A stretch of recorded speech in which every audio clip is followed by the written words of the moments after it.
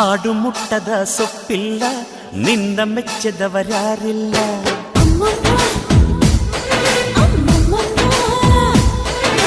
ಜೇನಿಗಿಂತ ಸಿಹಿ ಬೇರಿಲ್ಲ ನಿನ್ನ ಮುದ್ದಿಗಿಂತ ಸಿಹಿ ಬೇಕಿಲ್ಲ